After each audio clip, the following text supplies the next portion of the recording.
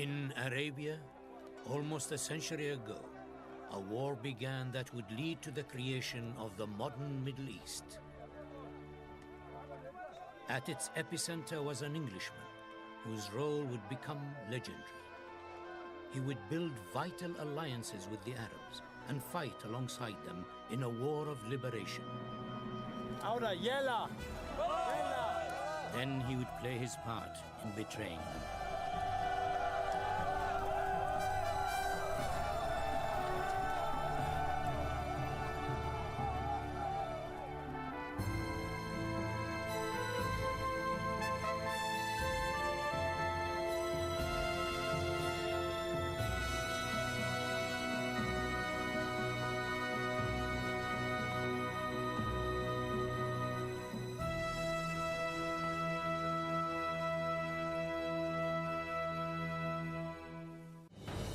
This program was made possible by contributions to your PBS station from viewers like you.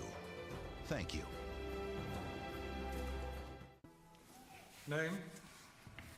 Ross John Hume, 352-087, sir. It was a false name. The new recruit was Lornce of Arabia. Height, 5'6".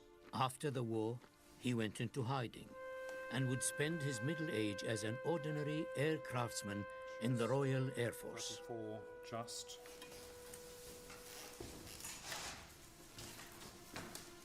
What are these? Superficial wounds, sir.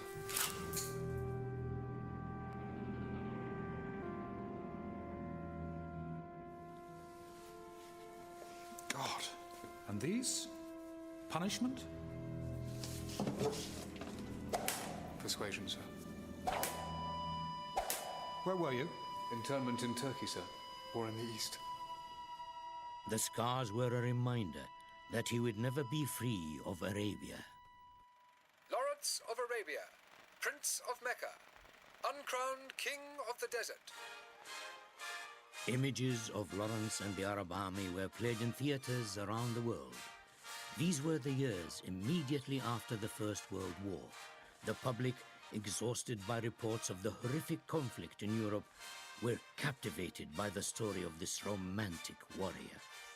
Lawrence was a remarkable military leader. He had that presence. You feel they're touched, if not by the divine, by some special quality that makes them different, makes them special, and make people want to follow them. Lawrence was a man of legend. He was a complex man. Sometimes he put himself as a very ordinary and very poor and very small man, and sometimes he inflated his image to an unbelievable size. He was a rebel. He played the system, he understood the system, and he got away with things that normal individuals just wouldn't get away with. He was a significant player who affected history. The legacy of the Desert War and Lawrence's role in it would have a huge impact on the Arab world. The political landscape of the Middle East, the relationship of the Middle East with the other parts of the world, the relationship of the components part of the Middle East with each other have all been laid down at that moment. The film show made Lawrence a celebrity.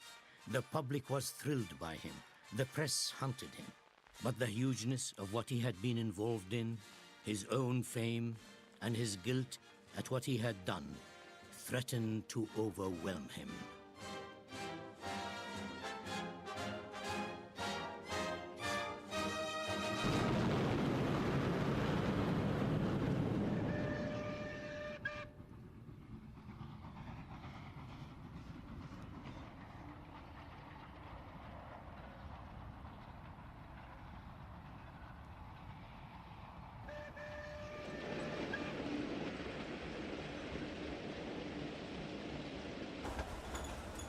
Lawrence was 20 when he first arrived in the Middle East. He had been preparing himself for this journey since childhood. Lawrence had been born into a family of private means, but a family running from a secret. His parents had never married. His father had abandoned his first wife for the family's governess. Lawrence and his brothers spent their early years on the move, living in Wales, Scotland, France, and the Channel Islands. The family eventually settled in Oxford under the assumed name of Lawrence at number 2 Polstead Road. Okay, let's measure you. Come on, let me do that. Against the door. The young Lawrence would grow up very conscious of his height.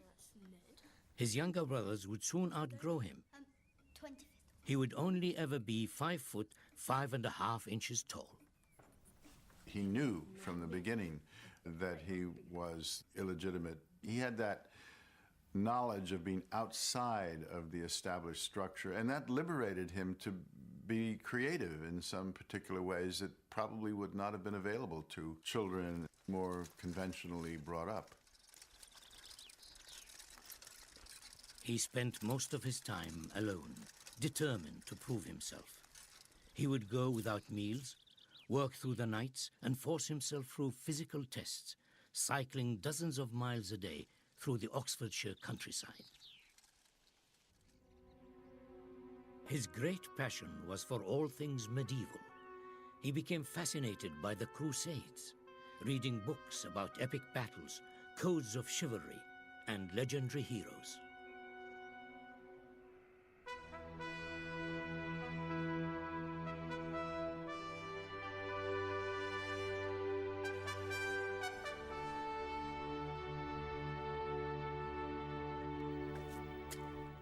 It was his passion for the history of the Crusades that would take him to the Middle East. As an undergraduate from Oxford University, he had chosen to study the design of the great Crusader castles.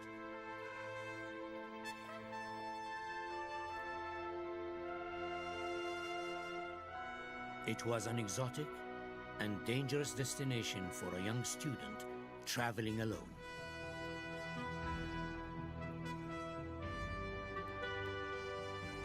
Huzn is the finest castle in the world, certainly the most picturesque.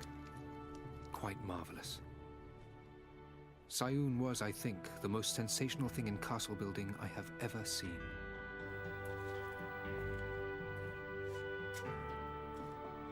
In 3 months, he walked 1,100 miles. He would go many weeks without seeing another European face.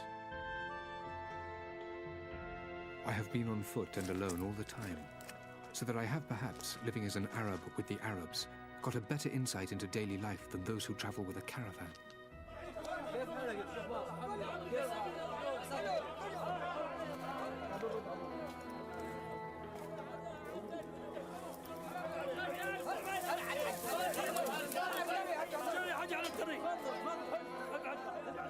The hospitality is something more than a name.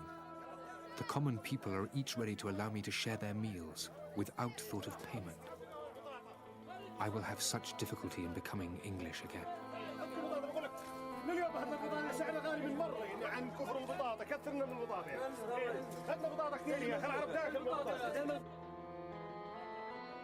Wandering through villages near the Euphrates, his trip nearly came to a premature end.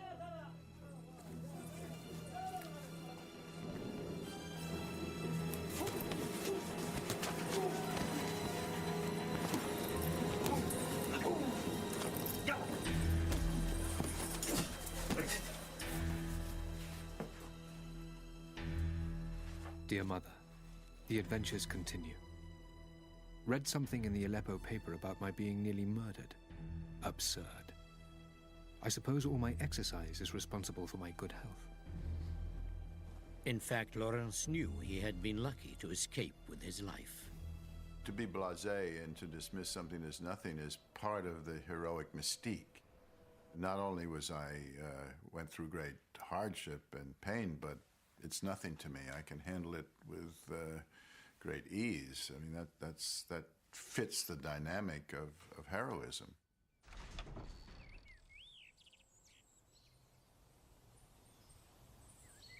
Lawrence returned to Oxford so thin that one of his own professors did not recognize him. A man came up to me who I did not know, but when he spoke in his low, quick voice, I found that it was Lawrence. His thesis was singled out as utterly remarkable. Lawrence was gaining a reputation for his knowledge of the region. Leading historians and archaeologists were taking notice of him. He earned himself his first job, a position as an archaeologist back in the Middle East.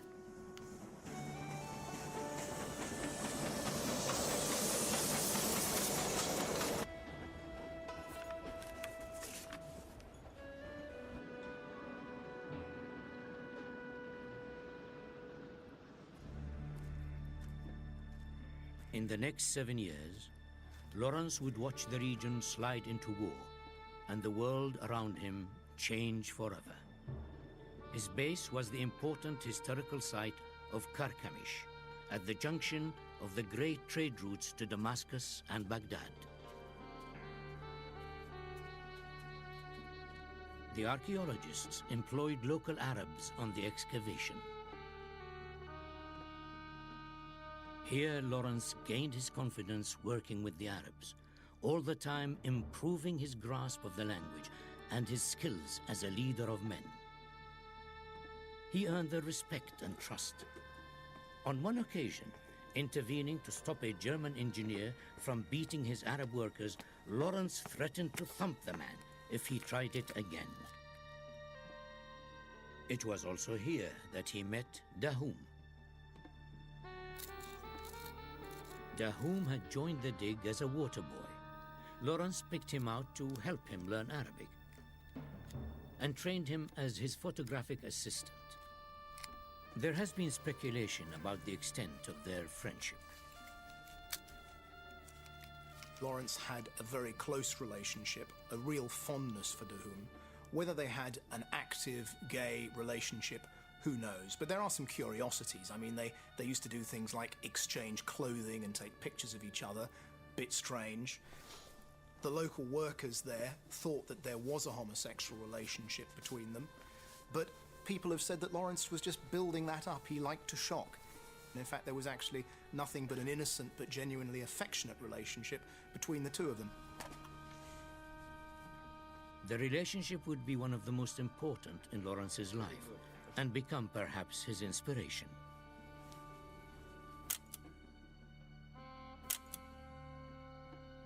A decade later, Lawrence would write 7 Pillars of Wisdom, his account of the war in the desert.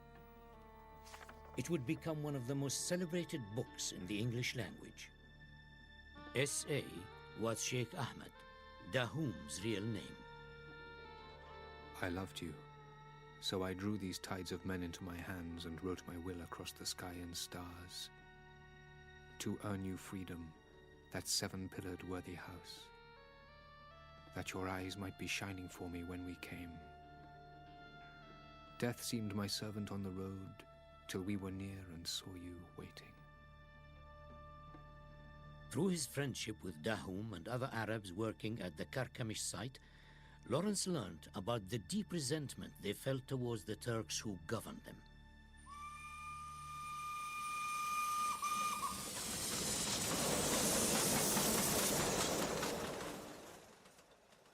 For 4 centuries, the Ottoman Empire had ruled the Middle East, stretching Turkish influence from Constantinople to Mecca. But the empire was weakening. Turkey was now the sick man of Europe. Britain, France, and Russia were preparing to move in if the empire collapsed. That now seemed a real possibility.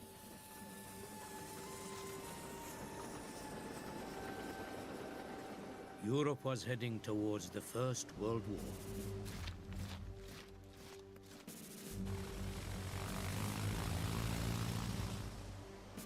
The German Kaiser made a state visit to Turkey. The Germans wanted an alliance with the Turks. They offered military and strategic support, including the building of railways, particularly a new railway to Baghdad.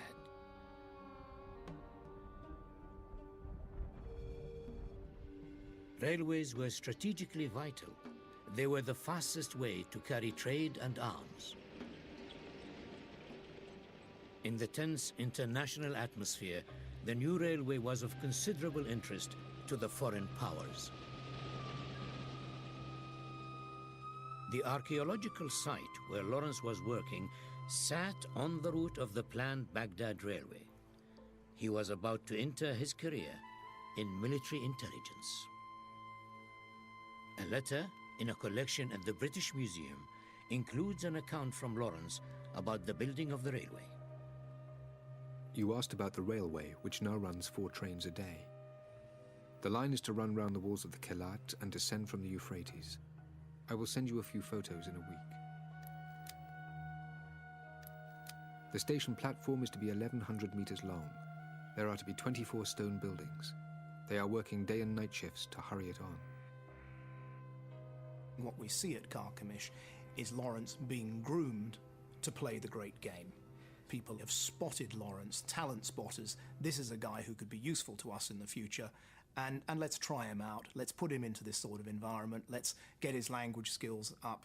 Let's get him managing people. Let's see what his mapping ability is like, photographic abilities, all these things which were practically important tradecraft he was learning at Carchemish. Sinai, 500 miles south of Carchemish. Lawrence was recruited to join a team preparing a secret military survey of the region. He had been sent, he wrote, as a cover on a political job. He took Dahum with him. With war looming, the Turks tracked any suspicious archaeologists. They sent soldiers after me. They tried to stop me from going up Mount Hor, but we had lost or tired out all the soldiers and reached the hilltop, quite alone.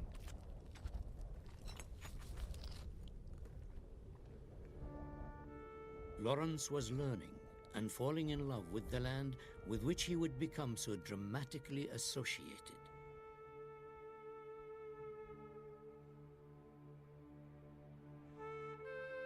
Landscapes in childhood's dream were so vast and silent, golden misty dawns and the strange peacefulness of nature.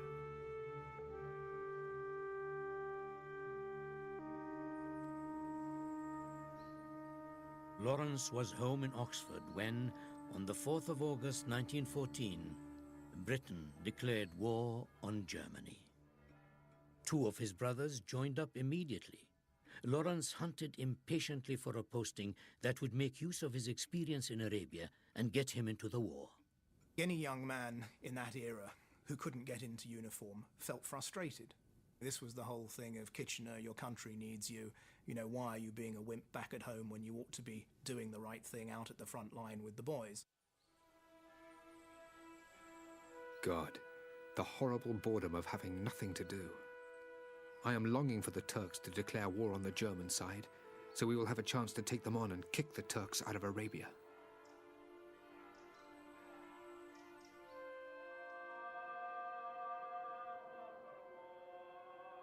At the beginning of the 20th century, the Arabs were still a disparate people. Their main focus was the religious capital Mecca and the family of the Grand Sharif Hussein bin Ali that claimed direct descent from the Prophet Muhammad. Hussein bin Ali was considering a revolt against Turkish rule. He dreamed of founding an Arab nation, bringing together the thousands of tribes and principalities under a single government. The Arabs looked to be the rulers of themselves instead of the Turks. The Arabs wanted their independence and their unity. That was the short thing of the revolt. It was about creating a single nation, a single state, that would be independent, that would be powerful, economically and militarily, and play its role on the international stage. Hussein knew that a group of Arab intellectuals in Damascus had formed a secret society pledged to fight for Arab independence. He sent 2 of his sons, Abdullah and Faisal, to measure the political mood among the Turks and to test Arab support for a revolt. The Turkish army controlled the region and cracked down hard on any hint of rebellion.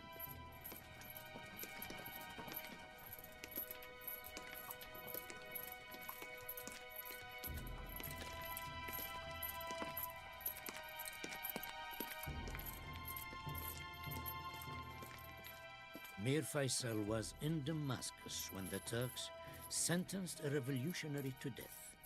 Faisal campaigned for the man's freedom.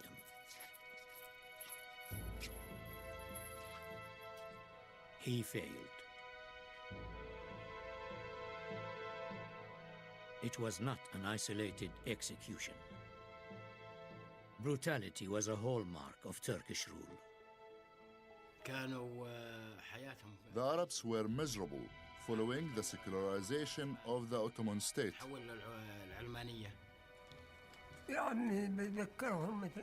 I remember those times as if it was a dream. How could they be good times? They were terrible. Finally, the Turks entered the war, on the German side. It was a decision that would have a dramatic impact on Middle Eastern history. The decision was fatal. It was certainly the gravest mistake that the Ottoman Empire ever took in its entire history over the 5 centuries that it lasted.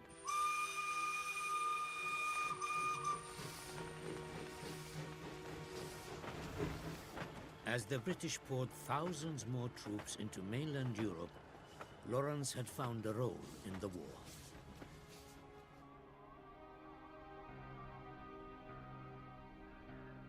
His knowledge of Arabic and Arabia earned him a job in the British Army's intelligence section in Cairo. Men who served with him remember meeting a youthful but insignificant figure who often neglected to wear his belt or cap badge, whose hair was a little too long, and who had an instant disrespect for senior officers. But he would soon distinguish himself. The posting had landed him in a strategically vital part of the British Empire. Egypt gave the British control over their interests in the Near and Far East. It overlooked the Suez Canal and the precious land routes to India, and it gave them access to the great new resource, oil. Lawrence became involved in gathering intelligence about the possible Arab revolt. He interviewed prisoners and dissidents, ran agents, and helped to sponsor the idea of Arab insurrection. The British War Office saw that an Arab uprising could potentially destabilize the Turkish enemy. Lawrence's role gradually became more political. But he was largely office-bound and very conscious that while he sat safely in Cairo, his brothers were fighting the horrific war in Europe. Will was serving with the Royal Flying Corps. Frank was in the trenches. In May 1915, Frank was lost in action near Arras. Lawrence wrote home. Frank's death was such a shock. The hugeness of this war has made one change one's perspective, and I, for one, can hardly see the details at all. I wonder where it will all end.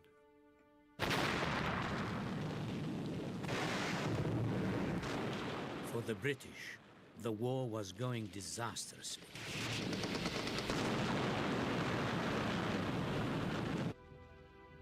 Tens of thousands of Allied troops were being slaughtered at Gallipoli.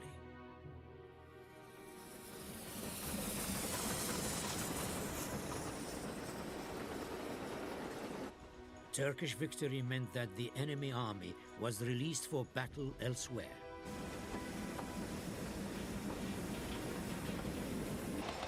Troops were shipped south on the Hejaz Railway. The threat of a Turkish attack on British interests in Egypt, maybe even the precious Suez Canal, was becoming acute. The British War Office was increasingly concerned. They wanted information on the Turkish threat, and they wanted to recruit the Arabs to fight against the Turks.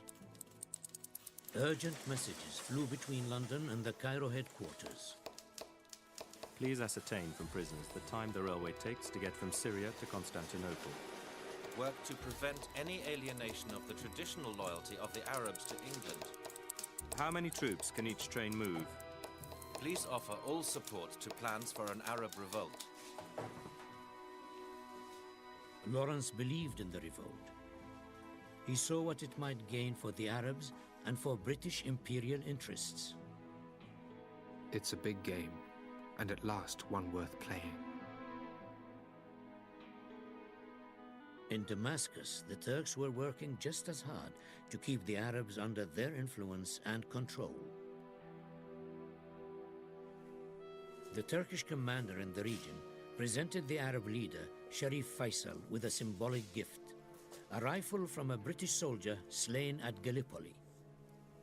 The engraving read, "Booty captured in fighting, presented by Enver Pasha to Sharif Faisal." The message was plain. Look who's winning the war, and think twice before you take sides against us. The Arabs knew if they wanted self-rule, they had no choice but to go to war. They were also aware that their forces were ill-prepared to take on the organized and well-equipped Turkish military. They would need an ally to support and arm them. The obvious candidate was Great Britain. Sharif Hussein was on the brink of making his decision, but he needed guarantees. He wanted Great Britain to declare itself on the side of Arab independence. He wanted to gain Arab independence, and he trusted the British, and he wanted to take a promise from them. Hussein wanted a pledge that no foreign power would try and take Arab land from the Arabs after the war, that if they fought, there would be guaranteed self-rule. In 1915, opinion in the British government doubted the revolt would last, but it might delay the Turkish advance. On that basis, the War Office was happy to promise anything. Lord Kitchener authorized the dropping of propaganda sheets. They declared the British promise of no intervention in an Arab state if the Arab nation assists England in the war. They believed the promise. They believed it. They believed in the good word of Great Britain, and of course that encouraged them to rise. On the back of that promise, Sharif Hussein called his people to war.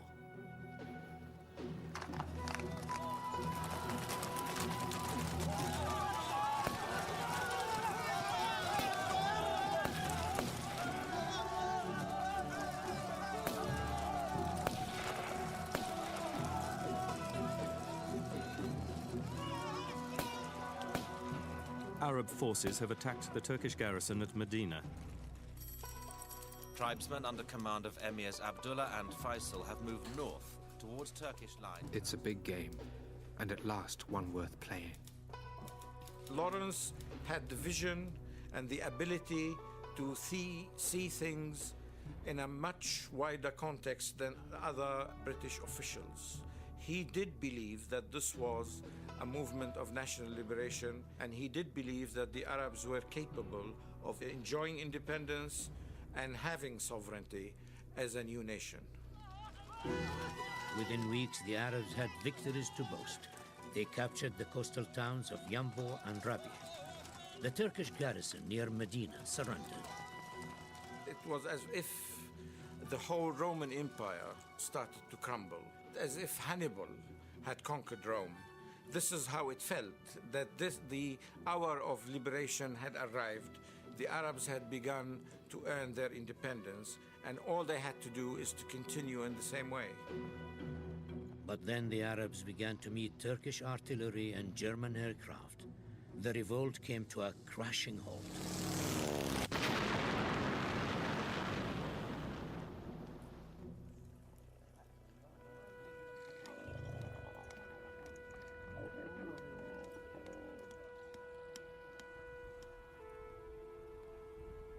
The revolt had been limited to just a few thousand tribesmen.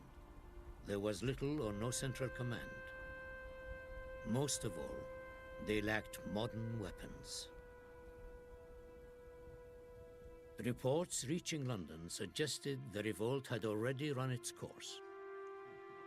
The skeptics in Whitehall were not surprised. The communications from Cairo are hardly encouraging. The Arab cause is evidently very weak cement. The prospect of an Arabia united seems very remote. I predict the collapse of the movement within months.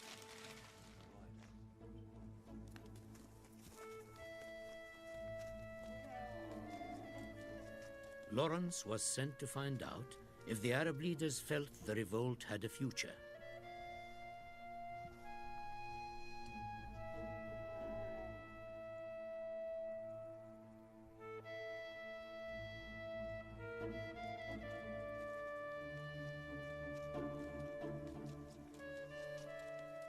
It would be a dangerous expedition.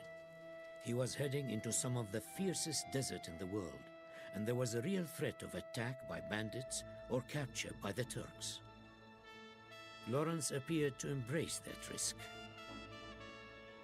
First one, and then another of my brothers has been killed. They were both younger than I am, and it doesn't seem right somehow that I should go on peacefully in Cairo. Lawrence always wanted to be the hero, but now he must have also felt that he really had to do something real. And I'm sure that was the thing, the motivating force of those deaths, that he had to get in now and do his bit. Lawrence believed that the revolt was failing because of lack of real leadership. He was looking for someone who might be a figurehead, who might have the character to relaunch the battle. He headed north towards Wadi Safra to meet Amir Faisal. Their relationship would eventually drive the war in the desert.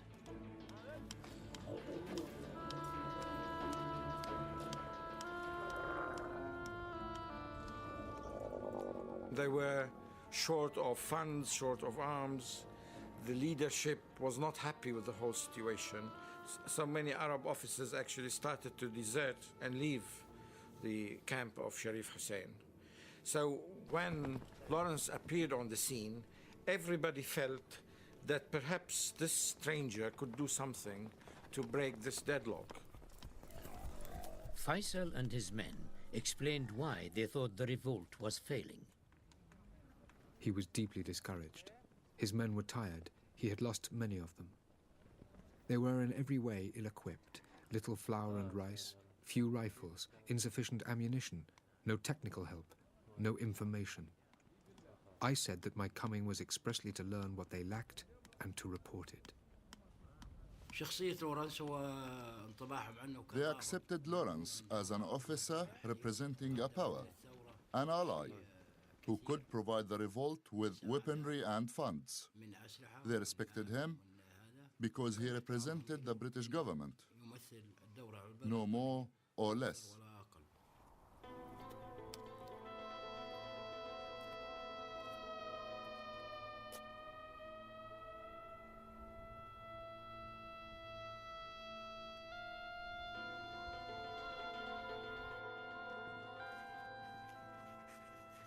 Lawrence would begin his work with Faisal as liaison officer attached to the Arab forces. He began to draw up a shopping list of Arab requests. Rifles, 2,000. Ammunition, 100 boxes. Dynamite, money, 16,000 pounds. Tents, socks, 2 pairs. Field glasses, if possible. Rope, candles. Lewis guns, cigarettes, 6,000. Chinese silk, camel saddles.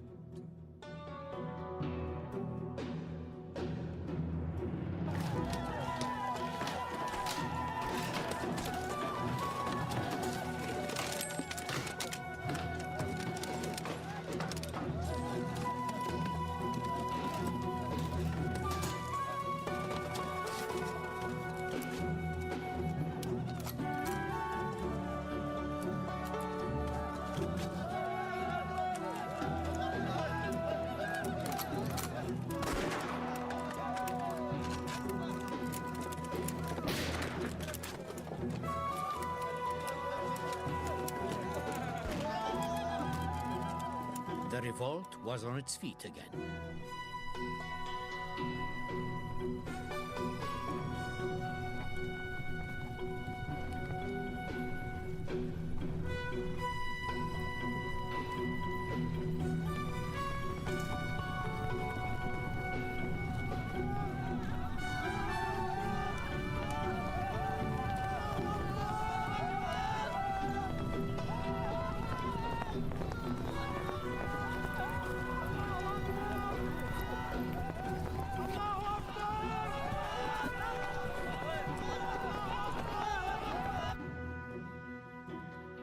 But British support for the Arabs was not popular with all her allies. France sent her ambassador, Georges Picot, for urgent meetings with the British government. France had always wanted a colony in the East. They claimed they had shaped Syria since the Crusades and argued that Syria was as good as French territory.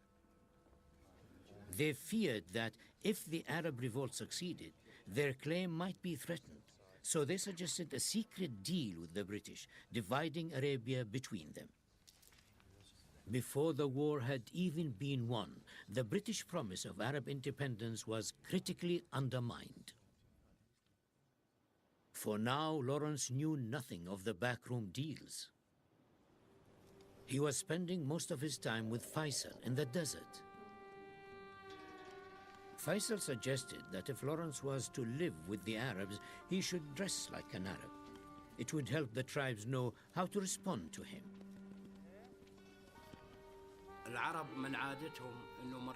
It is the custom of the Arabs that when someone joins them, he becomes one of them. He was a man who lived with them, among them, like someone from one of the tribes who had joined the revolution.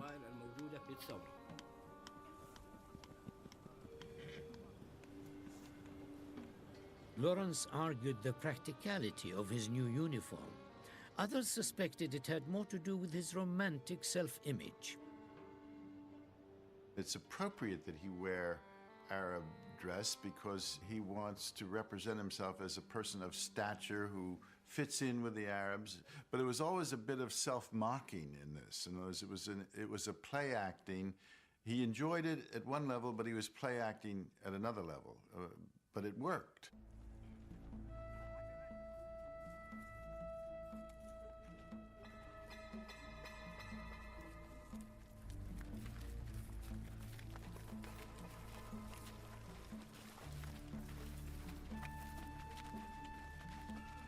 Lawrence began to explore how he could harness the Arab style of desert warfare. Most wars are of contact. Ours should be a war of detachment. We were an influence, an idea, a thing intangible drifting about like a gas. The Arabs began to accept their new recruit. They considered him as a friend, as a man working actively on the side of the Arabs. Of course, they respected him a great lot, of course, when he went on the raids and planted dynamite. They greatly respected him. But some Arab historians suggest that at least in the early days, Lawrence's role was as little more than a technical advisor. Lawrence's role in the revolt was as an explosives expert. That's all. He instructed men how to use explosives and train them to blow up bridges and trains. Nothing else.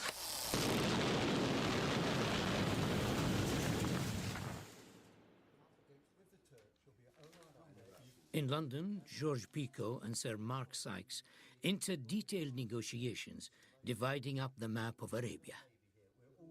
The French would get Lebanon and a swathe of land across what is today Syria. The British would take Palestine and most of Mesopotamia, modern Iraq. The deal would be called the Sykes-Picot Agreement. It completely ignored the promise the British had made to the Arabs.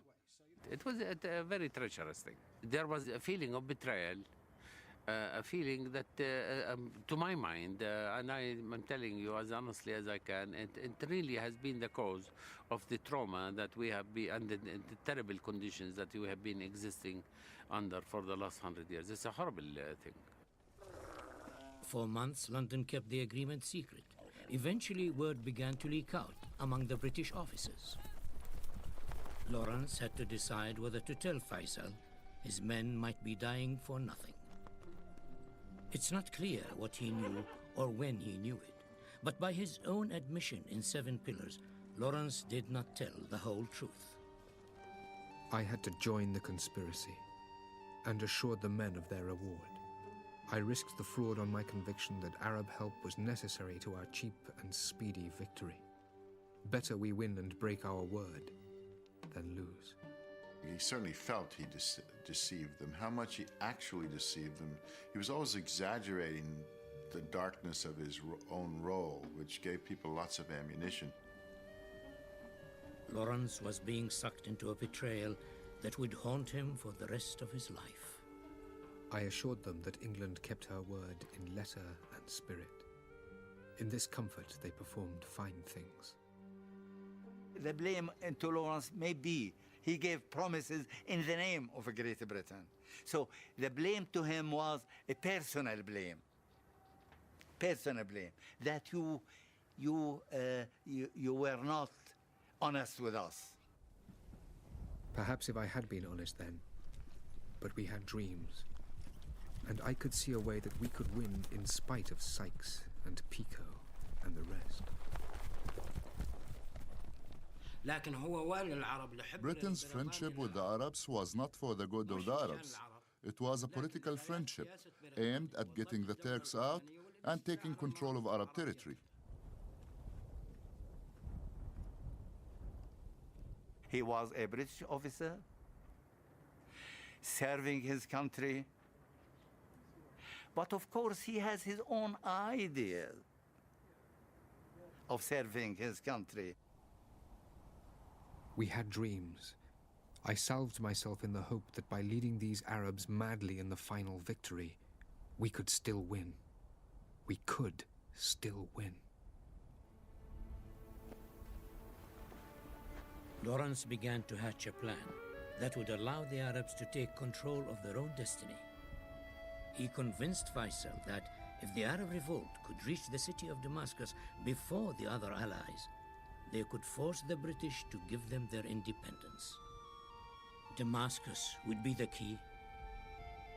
Damascus is a great city from old days, and it was also the center of the group of nationalists who originally thought of the revolt. In the psyche of the Arab, from Morocco in the west to Iraq in the east, there is a special spot in their heart for Damascus. Damascus was the prize.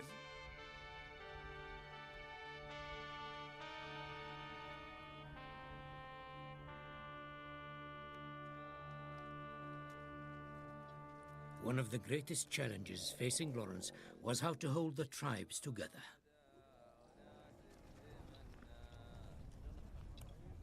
He was suffering with bouts of malaria and dysentery when an incident threatened to rupture one of the fragile alliances at the heart of the revolt.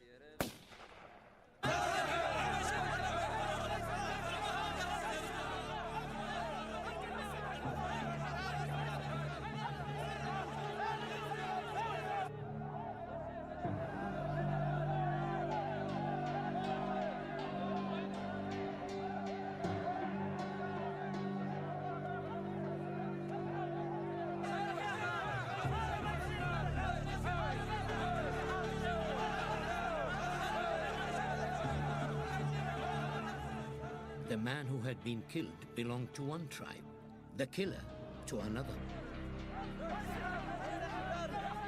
Tribal law demanded the guilty man be executed. But if he was killed by another Arab, a new dispute would erupt.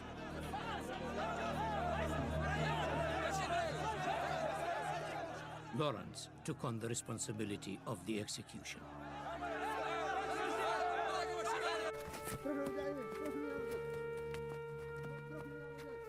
I told Hamed that he must die. I made him enter a narrow gully, a dank twilight place. Hamed cried out to me, again and again. I gave him a few moments' delay, which he spent crying on the ground. Then I made him rise.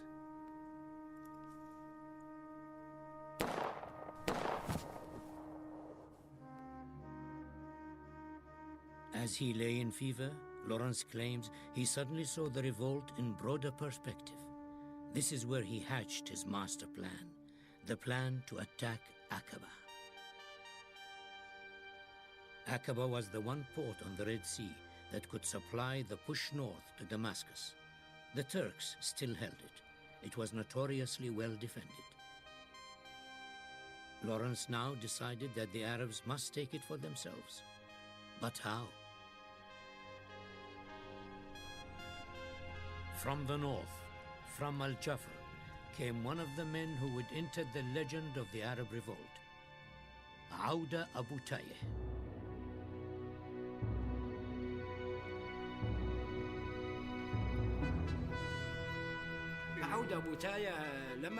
When Auda entered the revolt, all the tribes who might have feared or resisted the revolt joined with Auda. Auda was the hero, the knight of the revolt.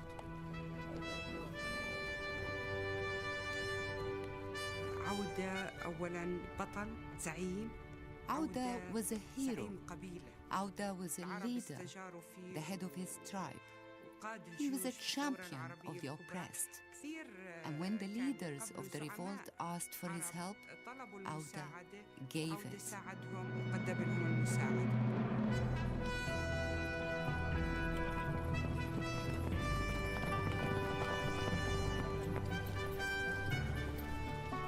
Faisal had sent a message to ask Auda to come to him. The Aqaba attack was so crucial to the revolt that Lawrence and Faisal thought they must meet him eye to eye. They drew aside a pace or two and looked at each other. A splendidly unlikely pair, Faisal the prophet and Auda the warrior, each immediately understanding the other. I knew from the force and directness of the man that we would attain our end. He had come down to us like a knight errant.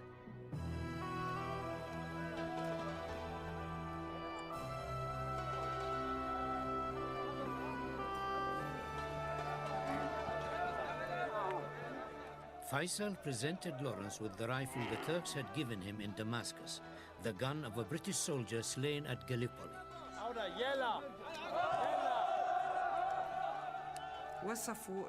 They called Lawrence the Wolf, which meant an adventurer, daring, brave.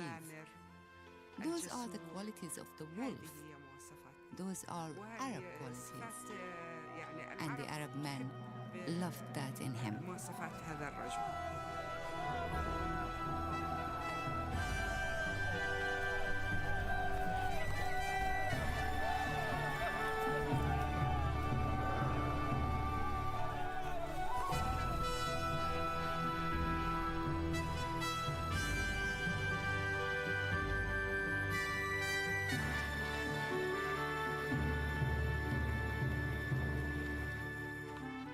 The plan called for a small group to ride across the open desert, recruiting tribes along the way.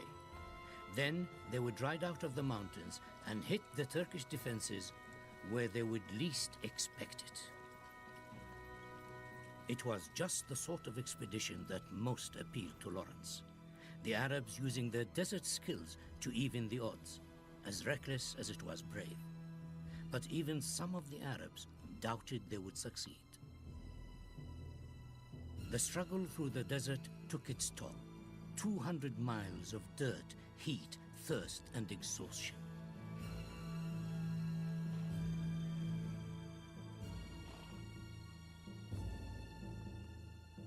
We marched on over monotonous, glittering sand, and over those worst stretches of polished mud. They blazed back the sun into our faces. It was not a steady pressure, but a pain, ebbing and flowing. The barren desert threatened to defeat us.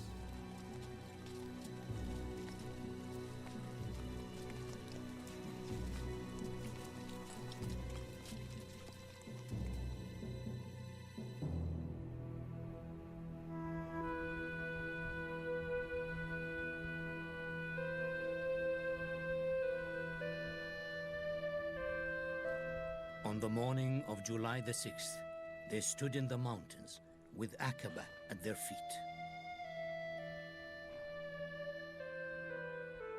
The future of the whole revolt depended on this attack.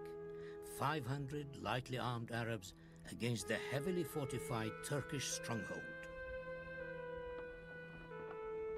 Aqaba. Aqaba.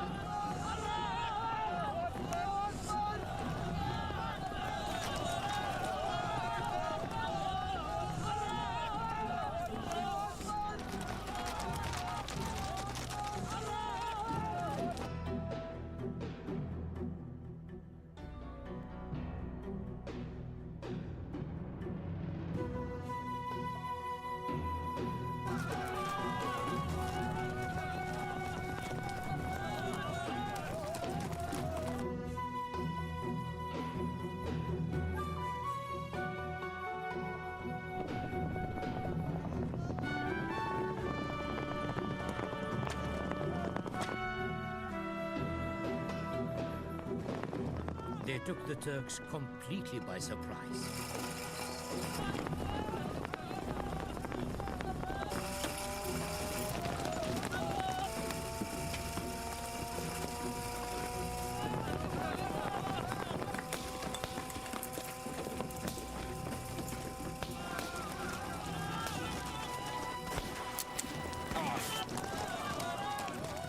Aqaba fell. It cost the Arabs only 2 dead. The revolt had scored its first major success. From here, it could reach across Arabia, to Syria, to Iraq. Until now, British headquarters had viewed the revolt as a skirmish, a sideshow. The Aqaba victory changed that view. Lawrence and the Arabs would become a crucial part of the war in the desert. Leaving Auda in charge at Aqaba, Lawrence insisted on reporting his own victory. The news could not have reached the Allied command at a better time. The Allies had just suffered tremendous defeats with heavy losses. Generals were being replaced, and British officers fighting with the Arabs had been questioning whether they could be led to any useful purpose.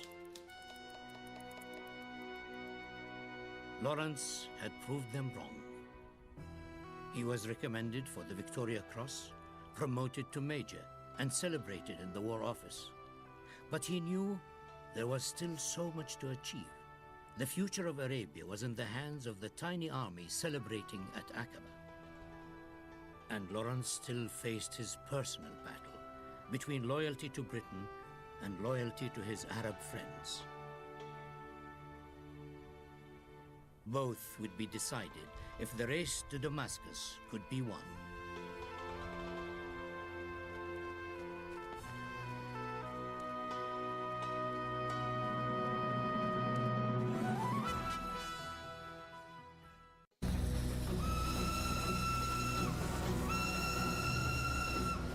At the height of the First World War, battles raged across the Middle East. Army of Arabs joined the war on the Allied side. The British had promised the Arabs independence if they would help defeat the Turks. Fighting with the Arabs was an extraordinary Englishman, T.E. Lawrence.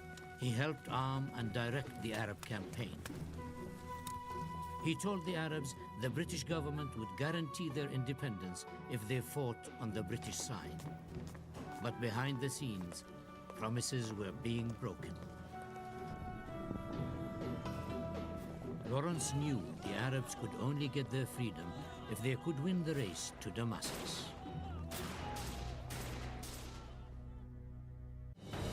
This program was made possible by contributions to your PBS station from viewers like you.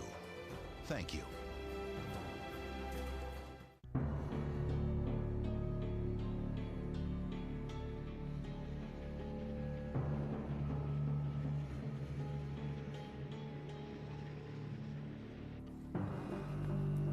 October 1917.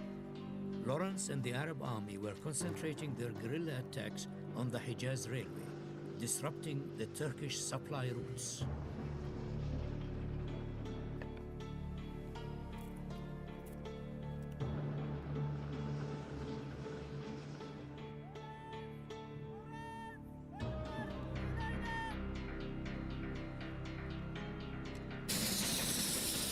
A year earlier, the Arabs had been a poorly led and badly equipped force. Now, they were winning significant victories and inflicting serious damage on the Turkish military machine.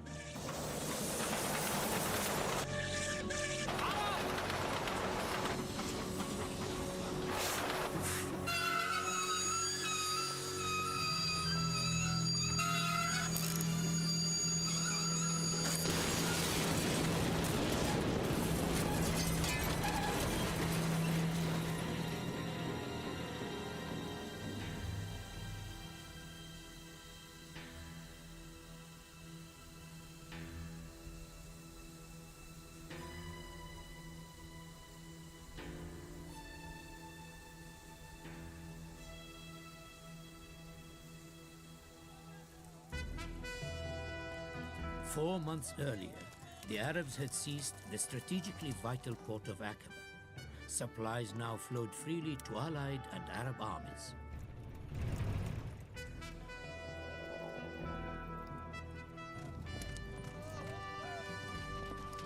The victory had forced British commanders to take Lawrence and the Arab armies seriously. They were no longer an unpredictable sideshow, but an important part of the overall campaign. The Allies were preparing a new offensive that would move north along the coast of Palestine towards Jerusalem. The Arabs would take a parallel route, forcing the Turks to fight on two fronts. After Jerusalem, the goal was Damascus, the Arab political heart. The Arab leadership, especially Faisal, trusted that if the Turks could be defeated and the Arabs marched into Damascus, they could claim their independence. Lawrence knew it was not so straightforward. The Arabs had entered the war on the back of a British promise guaranteeing Arab independence if they helped the Allies in the fight against the Turks. The Arabs believed especially in the word of Great Britain. The word of Great Britain was greatly respected. What Lawrence now knew, but the Arabs did not, was that the British had already broken that promise. It was evident to me that if we won the war, these promises were dead paper. The British government had made a secret agreement with the French called the Sykes-Picot Agreement. It planned to carve up Arab land between Britain and France, leaving no place for Arab self-rule. It was, to put it mildly, the greatest betrayal or the breach of promise between the British and the Arabs that has taken place in history.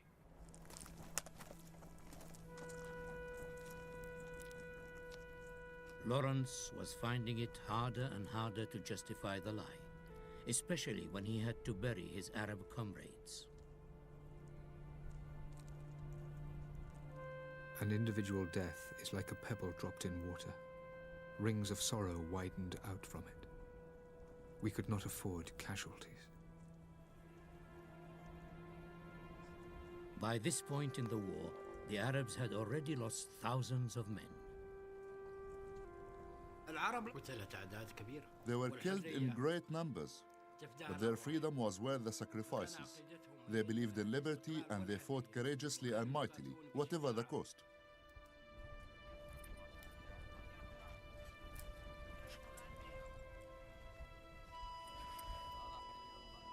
Lawrence was looking for a way out of the campaign. Even before Aqaba, the weight of the responsibility had threatened to overwhelm him. Ridden with guilt, he had scrawled his feelings into a message pad, a note to his immediate superior. I've decided to go off alone to Damascus, hoping to get killed on the way. For all sakes, clear up this show before it goes further. We are calling them to fight for us on a lie, and I can't stand it. He never sent the note. When all is said and done, Lawrence was a British subject, serving a British imperial interest. He was a British officer, and he made no bones about that. And I have respect for him for that. Why should he serve somebody else? He would be a traitor. I had to join the conspiracy. Arab help was necessary to our cheap and speedy victory in the East. He was helping the Arabs, he was fighting with them, he was doing his best for them because, you know, it was, to me, it is so clear and it is so plain. Because if the Arabs win, it will be a help for the British Empire in its war effort. There was also a personal motive. In the dedication of his book, 7 Pillars of Wisdom, Lawrence promised to win freedom for the person he loved. I drew these tides of men into my hands and wrote my will across the sky and stars to earn you freedom. The dedication was to Dahum, Lawrence's friend from his days as an archaeologist. Dahum was now stranded in enemy territory. Lawrence wrote that there was not a day when he did not think of him.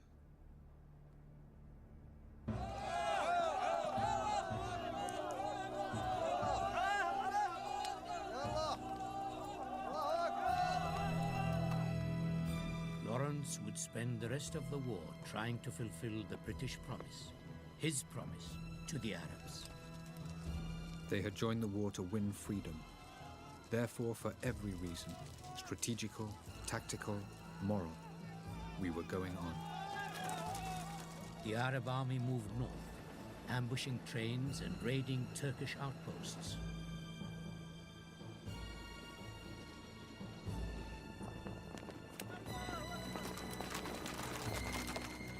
On November the 11th, a detachment of the Northern Army of Sharif Faisal attacked the railway and troop train. At Tel El Shabab, 2 locomotives destroyed. Turkish casualties 100. Arab casualties 7 men. The Turks had put a price on the heads of Lawrence, Auda and Faisal. With every successful attack, it rose. It was the sort of recognition that delighted Lawrence. Better, he said, than a medal or a knighthood from the king.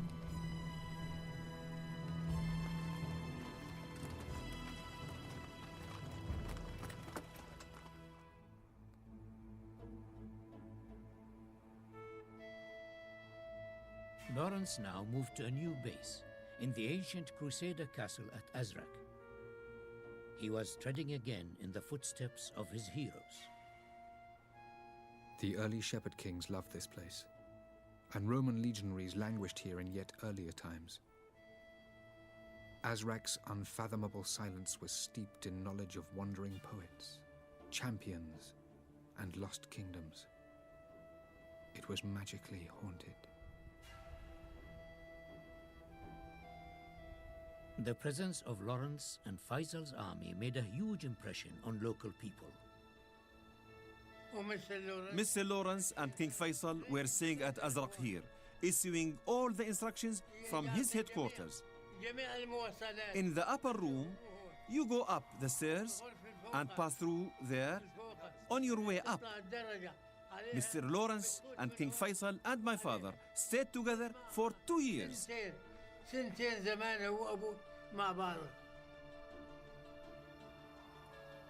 Lawrence wrote home to his mother. You will be pleased to hear I at last have a floor to sleep on and a roof over my head. A stone roof, but a roof nonetheless.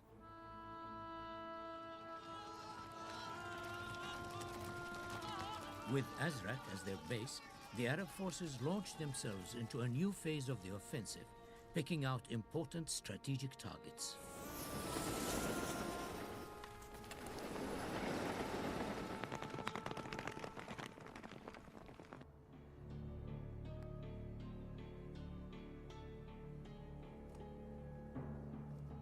Lawrence began to seek out danger.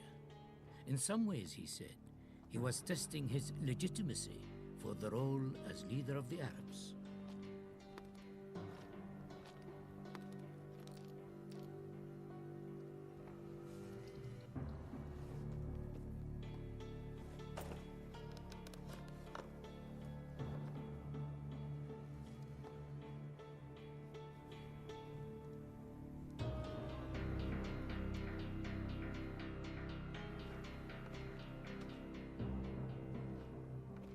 I'm not going to last out this game much longer. Nerves going and temper wearing thin.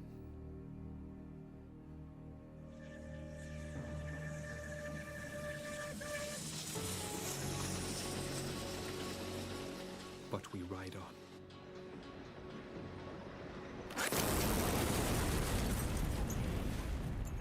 Lawrence traveled north to scout for an attack on the important Turkish stronghold at Dara.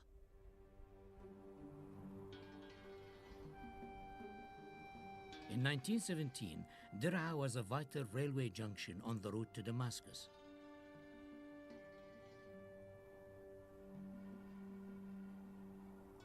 The Arabs would need to capture it before they could advance. For Lawrence, Dara would become a place of the very darkest memories. The only account of what happened is Lawrence's own, and it is the subject of considerable controversy. He described it as, "That night I shouldn't tell you about, because decent men don't talk about such things." He said it wounded him worse than any other event of the war.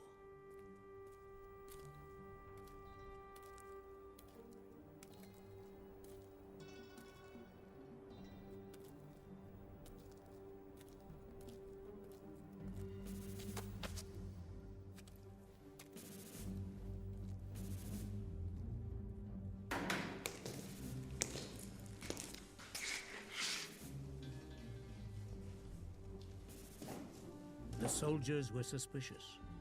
Lawrence claimed he was a Circassian from the north to explain away his blue eyes. But the Turks were unconvinced, and according to Lawrence, they had other things on their minds. He began to fawn on me, saying how white and fresh I was, how fine my hands and feet.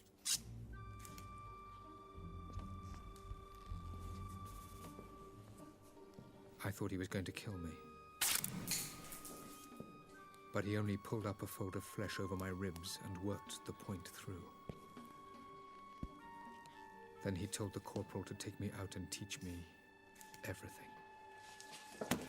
I locked my teeth to endure this thing which lapped itself round me, like a flaming wire about my body. A delicious warmth, probably sexual, was swelling through me.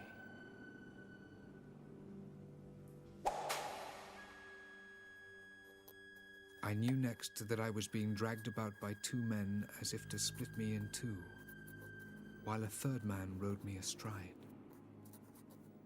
That night, I gave away the only possession we are born into life with, our bodily integrity. But then, Lawrence claims, the Turks dressed his wounds and allowed him to escape. It was one of several elements of the story that have led people to doubt his account. I think that Dar'a was an invention. It never happened. To my own research, to my mind, I went myself to Dar'a later on, and I met people, and I spent 2 nights in the Huran around Dar'a. And I am convinced he never went to Dar'a. It never happened. It was an invention. I don't think the rape at Dar'a happened in the way that Lawrence suggests it did. I think that Lawrence probably had some sort of homosexual encounter whilst he was in Arabia. It may have been a rape. It may have been a situation that he led himself into almost deliberately, which ended in some sort of rape or something like it. But I'm convinced, my own gut reaction, and I've studied him for a long time, is it didn't happen the way he suggested it did. Some believe Lawrence invented the story to represent the punishment he felt he deserved for deceiving his Arab friends. There was a wound that was constantly feeding his activities, feeding his need for sacrifice, for redemption, for higher purpose, for fulfilling a vision, and was constantly being repeated. That wound was constantly being reactivated, driving him to still more extreme, greater efforts to fulfill that higher vision. There was no escape for me. I took up again my mantle of fraud in the East. With my certain contempt for half measures, I took it up completely.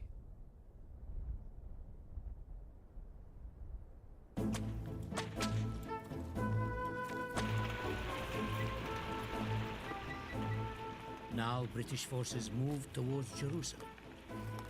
Ahead of the advance, the Turks abandoned the holy city.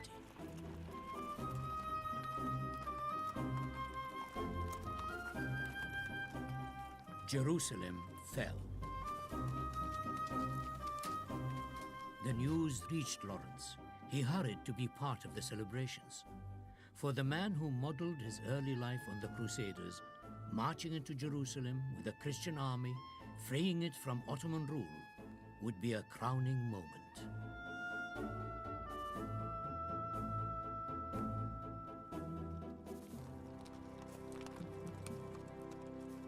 In deference to history, British Commander-in-Chief General Allenby led the Allies into the city on foot. Among the marchers is the small figure of T.E. Lawrence, wearing a borrowed uniform.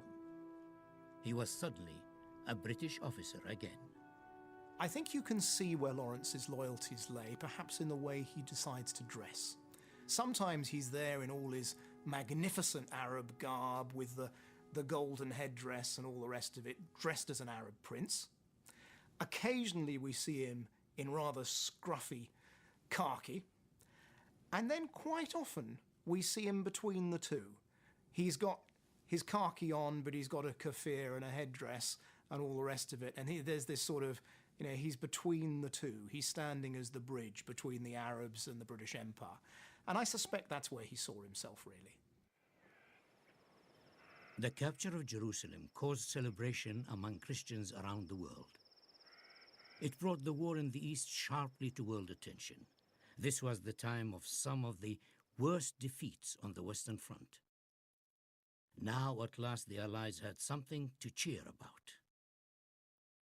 But for the Arabs, the victory would have enormous repercussions.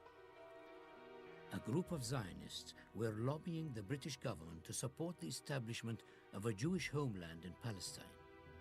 With the region now under their control, the British felt able to dispose of it as they saw fit.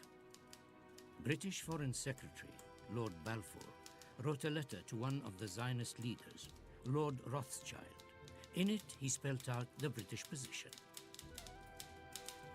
His Majesty's government view with favour the establishment in Palestine of a national home for the Jewish people. The declaration flew in the face of the British promise made to Sharif Hussein, the promise that Palestine would be Arab land.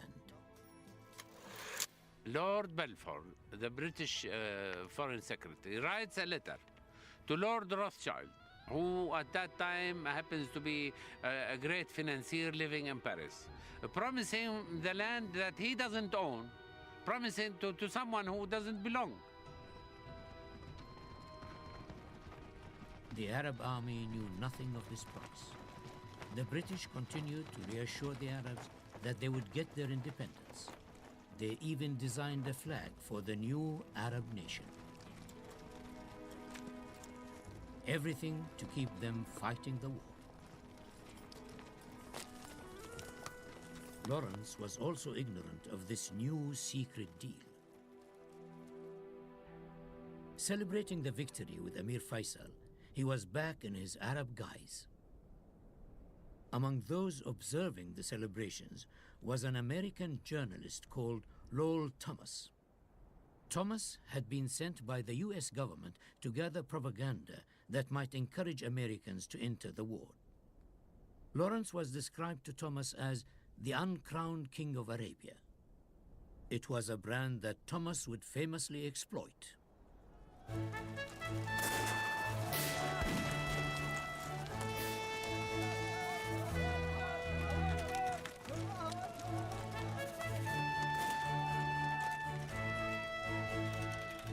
Lowell Thomas spent 8 days in the desert filming Lawrence and the Arab army. Lawrence could not have guessed what those few days would mean for his future.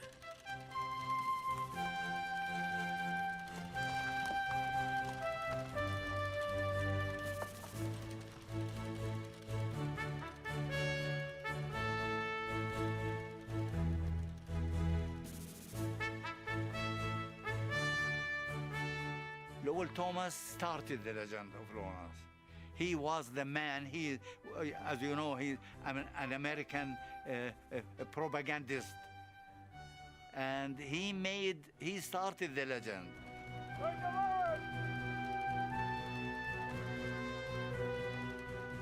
Lowell Thomas's contribution to the Lawrence legend is absolutely critical. I mean, people today don't realize that Lawrence of Arabia didn't exist in the First World War. Lawrence of Arabia was a creation of a rather slick American journalist called Lowell Thomas. With Jerusalem captured, the push towards Damascus gathered momentum. The British-led Allied forces headed in from the west. The Arabs hurried up the eastern flank. Lawrence now knew about the Balfour Declaration. He realized that the odds on the Arabs being granted their independence were lengthening all the time. And the closer he led them to Damascus, the closer came the moment when his deception would be exposed. His only hope was to have the Arabs in Damascus ahead of the other allies, armed and secure. Then perhaps Britain might be forced to negotiate a fair peace.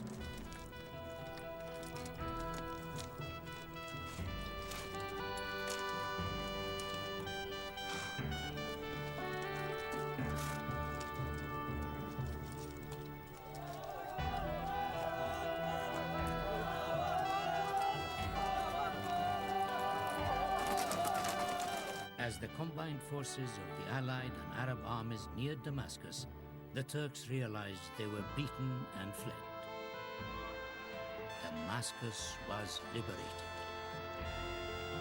The people met the Arab army with cheers, with flowers. They were very happy. They were rejoicing, dancing, clapping. They thought that the day of liberation is the day of salvation.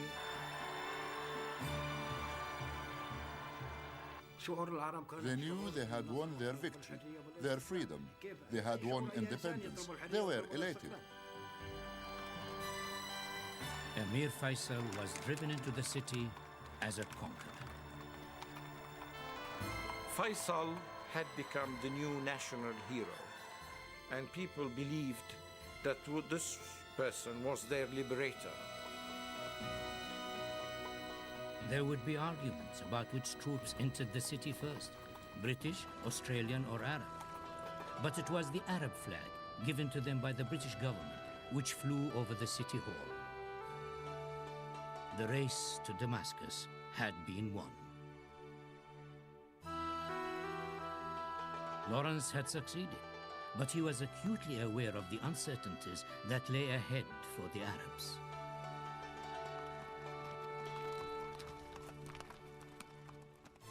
At meetings between Allied and Arab leaders, Faisal discovered the extent of the British double dealing, and specifically he heard about the Sykes-Picot Agreement with the French. Faisal objected strongly. Allied commanders questioned Lawrence about what he had told the Arabs. Faisal walked out. The two men who had fought together so hard for this day now went their separate ways. Lawrence makes no mention of this in Seven Pillars.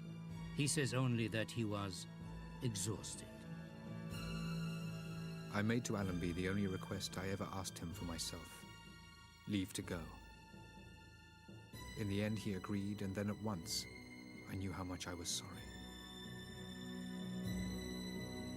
By the time the days in Damascus are winding down, he's a mess. I mean, he just wants to get out. But he's already got in mind he's going to go fight. The real battle is now going to be at the peace conference. It's not going to be in the Middle East anymore. He knows that. So even though he's seemingly living out what looks like his own personal desperation and exhaustion, he's already planning for the next move. Lawrence wrote a farewell letter to Cairo headquarters. I'm off out of Egypt.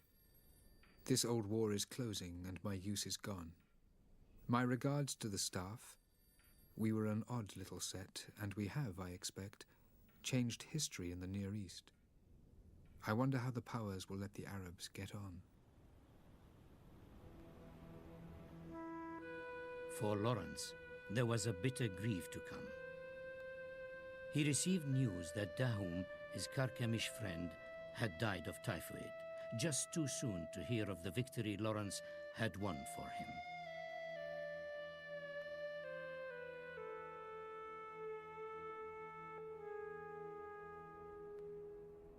Death seemed my servant on the road, till we were near and saw you waiting.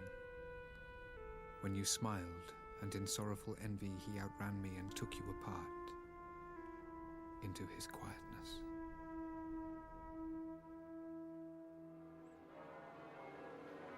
As Lawrence arrived home, Britain was celebrating the end of the war.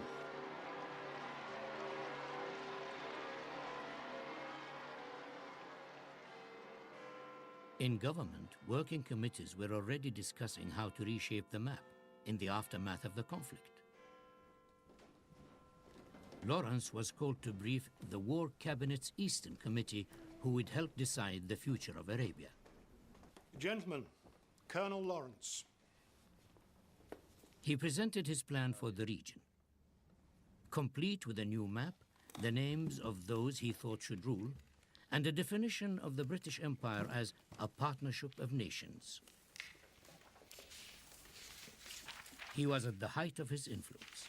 The committee would hear him out, but he was far from certain that they would take his advice. So Lawrence launched a high-profile lobbying campaign to draw attention to the Arab cause. Lawrence felt absolutely furious because he had persuaded men to risk everything, to risk their lives.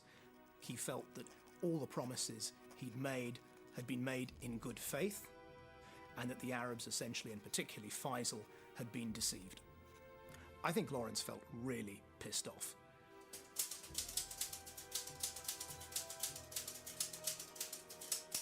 Lawrence's letters were published in the Times. Sir, your correspondent wishes to draw the reader's attention to the extraordinary courage of the Arab nations' support of the British war. Pledges were made in His Majesty's name, which our nation is beholden to meet. The letters created tremendous waves in government circles. But it was not enough. Lawrence realized the tide was turning against him, that elements in the government were blocking moves for Arab independence. He would have to make his arguments heard another way.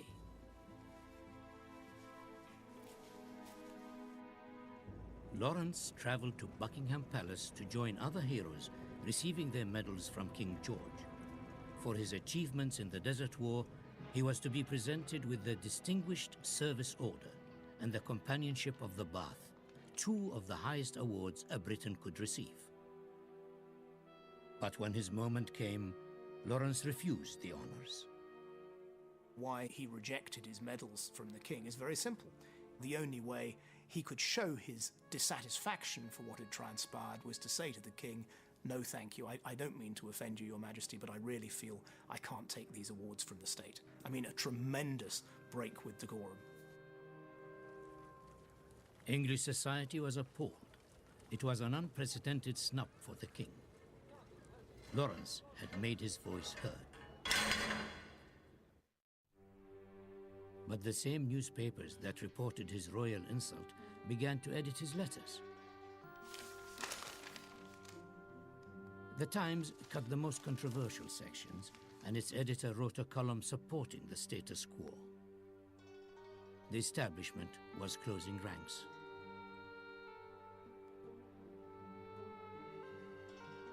Lawrence did persuade the British to invite Faisal to London. Perhaps with the man on the ground, people would talk. Lawrence brokered a meeting that might seem extraordinary today. He introduced Faisal to Chaim Weizmann, leader of the Zionists.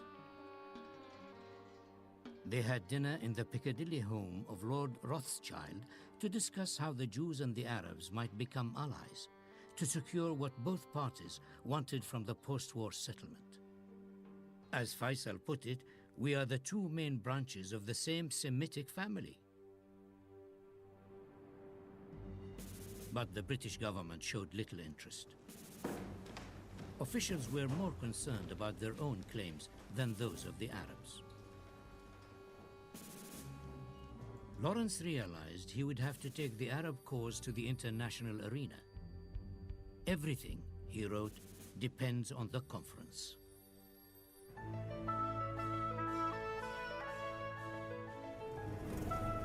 The peace conference of the War to End All Wars had begun in Paris.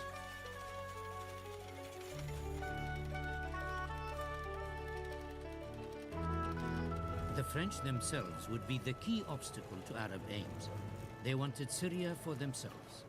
They even tried to stop Faisal from reaching Paris and questioned his right to attend the conference. With Lawrence's help, he argued his way into the proceedings.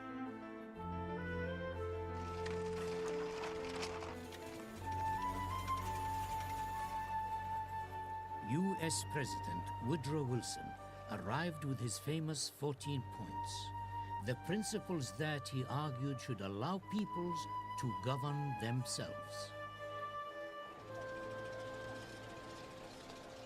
Point number 12 specifically called for the Arabs to be given the opportunity of autonomous development.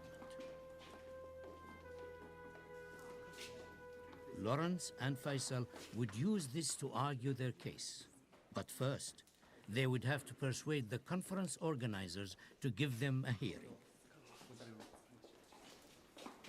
The Middle East wasn't the most important subject that was being discussed. Remember, Europe has just had this terrible bloodletting in the Somme and elsewhere, and they had to have a reconstruction. That was the real issue. But Lawrence stole the limelight. He was, as usual, making the most of the situation, and he was playing with important people, and he tried to get Faisal's issues pushed up the agenda, and he succeeded.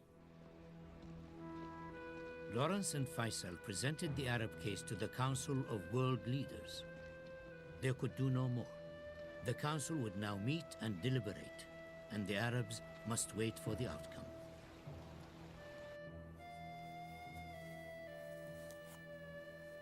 Lawrence was acutely aware that this was history in the making.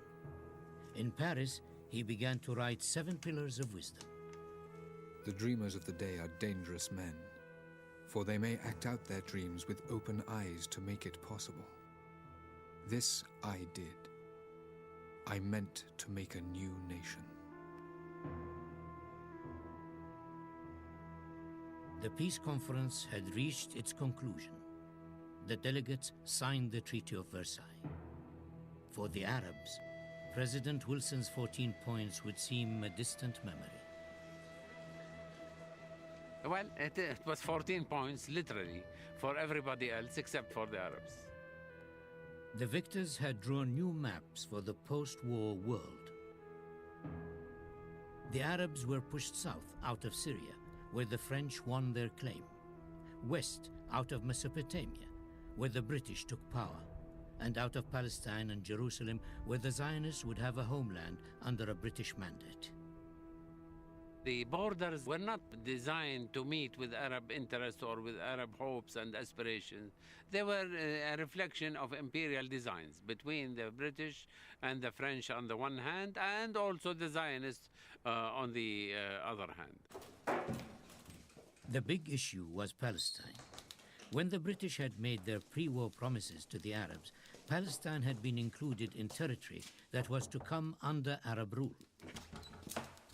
The Arab leader, Sharif-Hussein, refused to accept any settlement that did not include all Arab territory.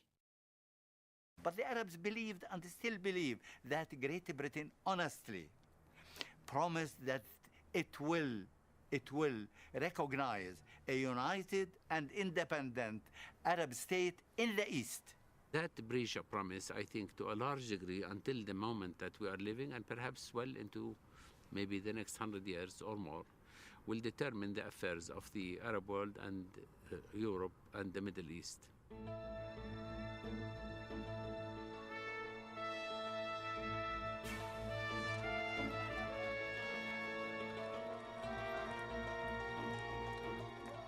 The Arabs decided to defy the superpowers and take the initiative and ignore the Versailles Treaty. They declared self-government. For the first time in 5 centuries, the Arabs were free of foreign rule. Emir Faisal was crowned king. The Arab dream became reality. They thought that they will have prosperity, they will have democracy, they will have new schools, new roads, new hospitals. The West will treat them differently. So this was the point at which the Arabs thought they had finally begun to build a new future for themselves and become masters of their own house.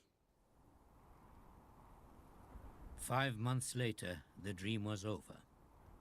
The French army arrived in Syria to enforce the treaty. Barbed wire went up in the streets.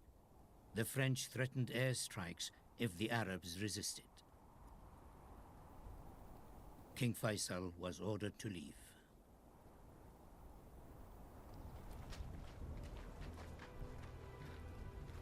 He was left to wait for a train like any other passenger. As he traveled through Transjordan, Faisal was met by a company of British soldiers. He didn't know if they were there to arrest him or to honor him. He was invited to inspect them, a last gesture on his way into exile.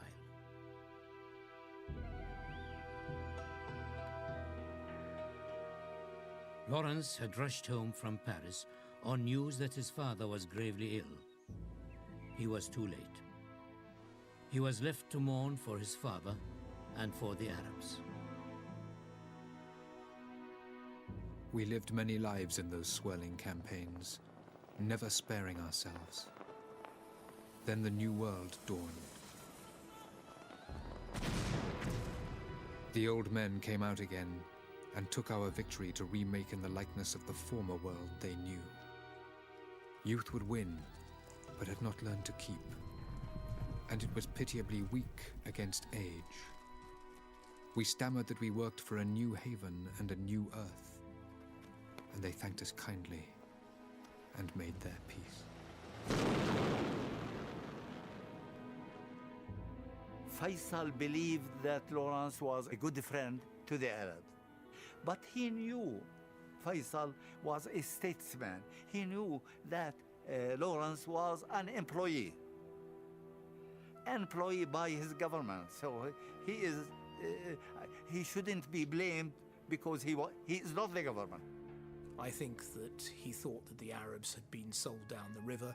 I think he realised that he's played his part in that, and that generally he was so concerned by what had happened that he just wanted to run away from it. Ironically, at his moment of defeat, at his personal lowest ebb, Britain and the world were about to celebrate Lawrence as a star. Lowell Thomas, the American who had tracked Lawrence in the desert, brought his film lecture about the Desert War to London.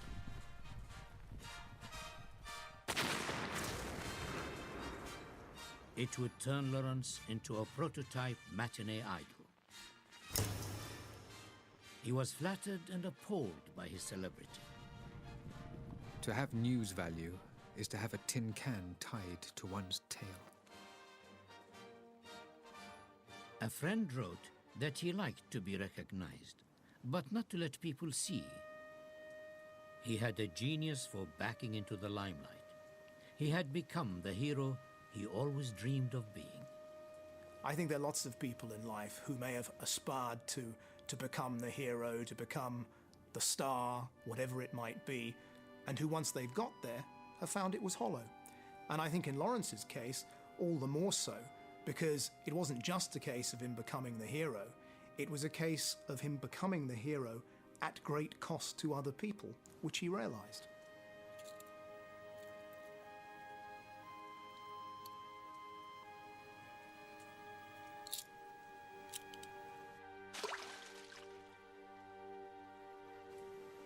He wrote that he had thrown away his medals for someone to find one day and to wonder at their history.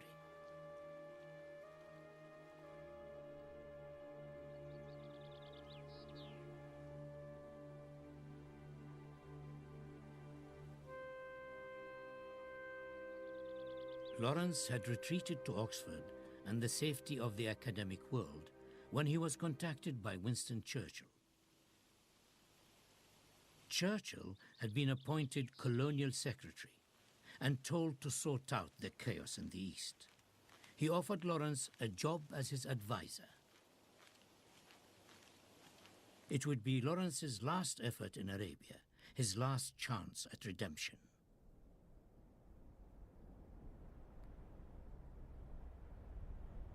Churchill, Lawrence, and other Middle East experts traveled to Cairo for another conference. Britain was again carving out new nations on the map, but this time Lawrence would have a direct say in where the borders were drawn and a chance to make good on his promises.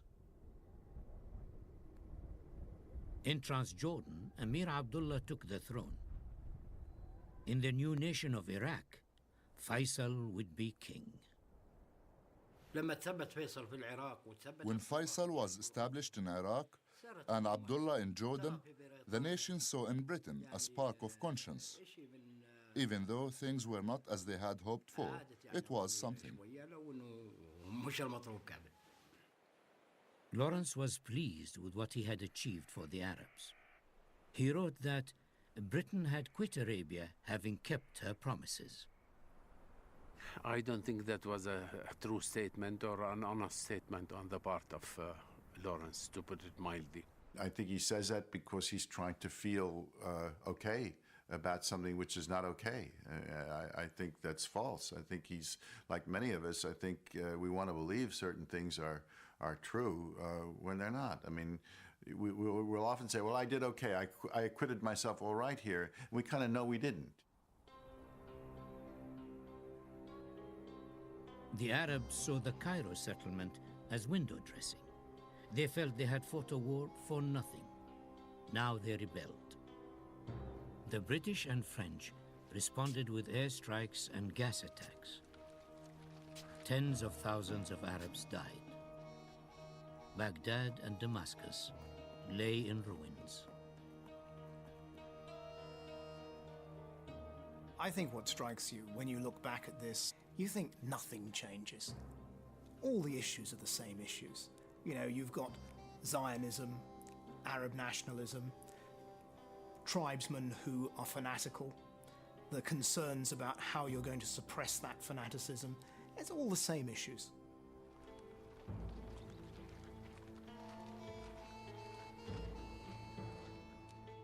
Lawrence was near to a breakdown. I am so tired. I want to lie down and sleep and not wake up. For 8 years, he'd been through this horror of constant tension, constant violence. He was near to an emotional breakdown. And the toll of being so involved in close-up events of violence for which he took exaggerated responsibility eventually did drive him out of a prominent role in public life. Name? Ross John Hume, 352087, sir. Lawrence would spend his middle age in hiding, trying to escape his celebrity and responsibility by joining the ranks of the Royal Air Force. What are these? Superficial wounds, sir. Answer my question. A barbed wire tear, sir, over the fence. God. And these? Punishment? Persuasion, sir. The hero of Damascus, the uncrowned king of Arabia, would spend his middle age trying to shun responsibility and avoid the attention of the press. If ever there was a man squeezed right out dry by over-experience, then it's me. I don't think I'll be fit for anything ever again.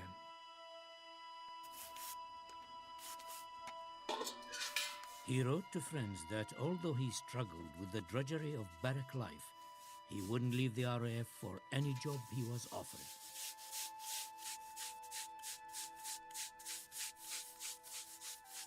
But the calm wouldn't last.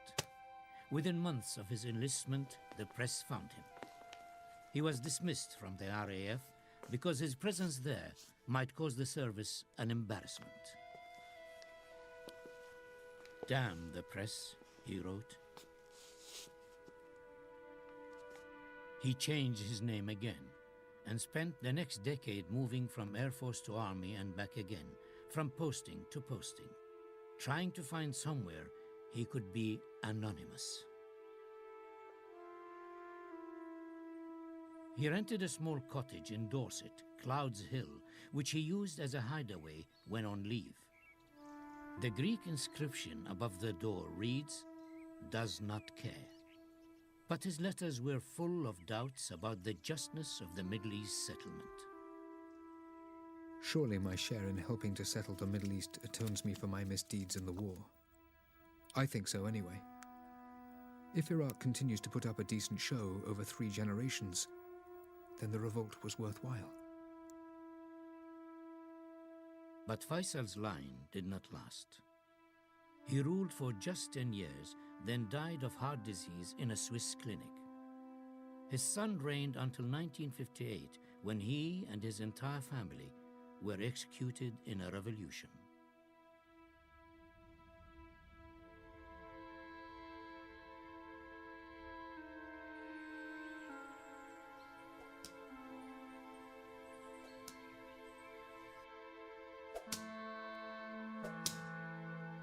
"30 years after Lawrence's death, a man came forward with an account of how Lawrence paid him for beatings. It has been largely accepted by those who have studied the evidence. Some suggest that Lawrence was seeking to punish himself, others that it was for sexual gratification.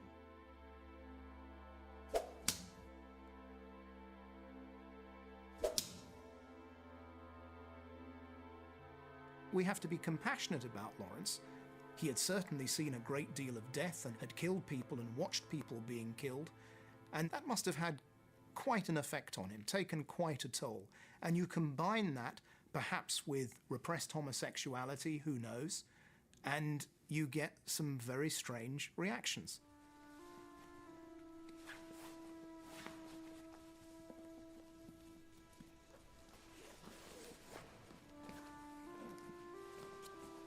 In In 1935, aged 46, Lawrence left the RAF and his service life for the last time. He planned a quiet retirement at Clouds Hill. But with Britain and Europe again facing the prospect of war, the hero of Arabia was in demand. Churchill wanted him to command the nation's home defense. The British fascists wanted him to join their leadership. Others wanted him to act as ambassador for peace. Lawrence, T.E. Shaw, as he now called himself, would not be prized from his cottage. He sent cards announcing his retreat from the world. Wild mares would not drag me from here now.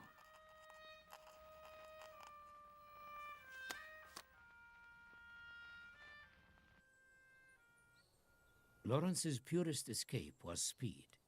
He was thrilled at driving his powerful bikes as hard as they would go.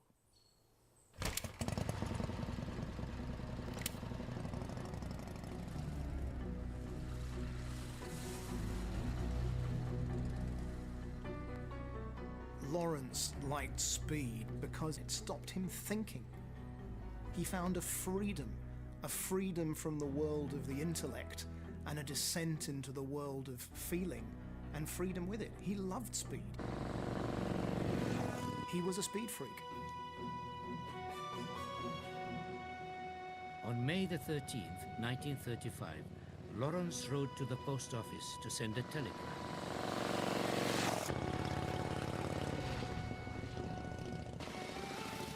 He was on his way home when he lost control of the bike, swerved to avoid two cyclists, and crashed.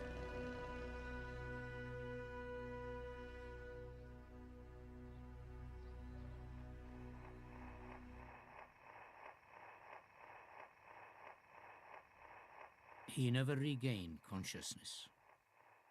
Lawrence died 6 days later. The press reported his death like today they might cover the death of a superstar. There were reports of plots and assassination.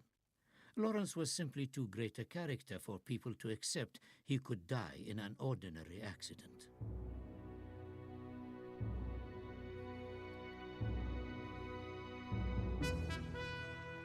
From the Arabs who knew him, there was grief too. Men from tribes and towns where Lawrence had lived and fought sent their respects. Tell them in England his heart was steel, of manhood the man, in freedom free, a mind without an equal. There were representatives from King George, ambassadors, generals and statesmen, Churchill among them.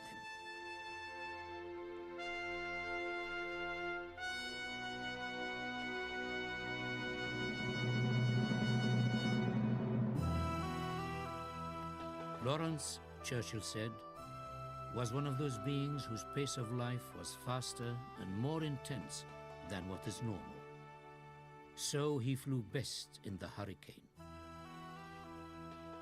In the heroic period, he found himself in perfect relation both to men and events. He will live in history.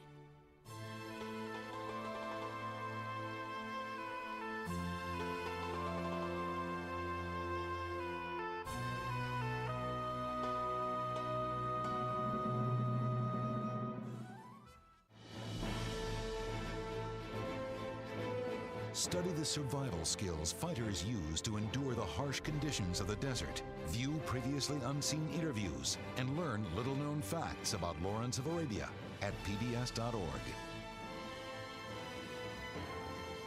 Lawrence of Arabia is available on videocassette or DVD with additional features. To order, call PBS Home Video at 1-800-PLAY-PBS.